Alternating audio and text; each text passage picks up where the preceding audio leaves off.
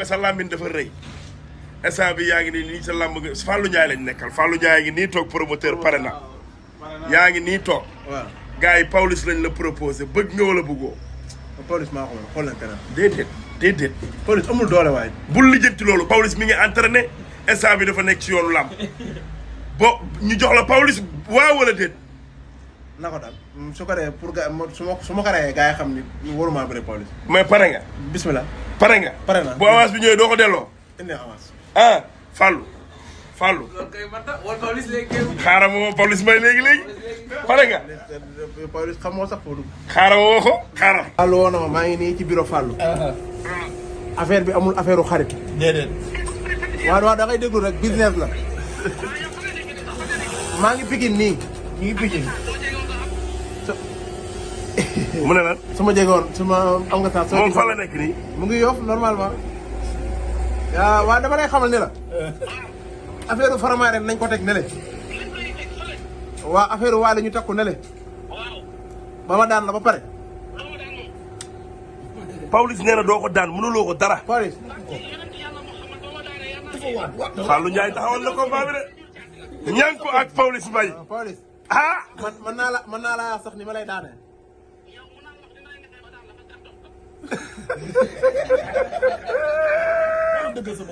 xam nga Pawlish comprendre yow Pawlish war nga dégg ma wax la xam nga daan Ouzin Keita nga xam ne Ouzin Keita mooy loolu waaw man nag man dama lay jàpp bëreeg yow du ma ko daan. waaw daan la daan boo xam ne après nit ñi tam ñu tëggal ma combat ak mbëri sax non boo paree ci moom bu see ngay jël. dégg nga waat yi nii waat waaw kii nii lay napp waa yow booy yow. ma commencé gul signature waaye takkal sa fit nag yow kii nii lay napp ci téléphone bi doo takk sa fit boo xam moom. yow fi ne yaa ma commencé napp bàyyi ma rek moo ko yow nii tàggat nga yow naroo am ndam. yow nag nga Pawlish léegi baax na nan jàpp jour ñu daje bureau Fallou Ndiaye bureau Fallou ñu signé nga jël avance ma jël avance nga dem xool koo yaakaar nga dem ak say mbokk. national bi nii ñu ngi ci arène nationale bi kay. ñu ngi ci arène nationale bi Pawlish da ngaa waroon ñëw jël sa avance léegi xanaa yow wóoroo barki sëñ Bamba.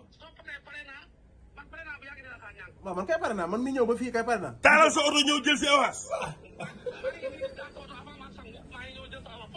ñu ngi arène nationale rek Pikine noonu arène nationale Canada. non ñu ci Canada rond-point Canada. ñu ngi rond-point tribunal waaw rond-point tribunal Pikine bi waaw ñëwal ña ngi ko ak Pawlish Mbaye ficelé ña ngi ko ak Pawlish Mbaye mais ña ngi ko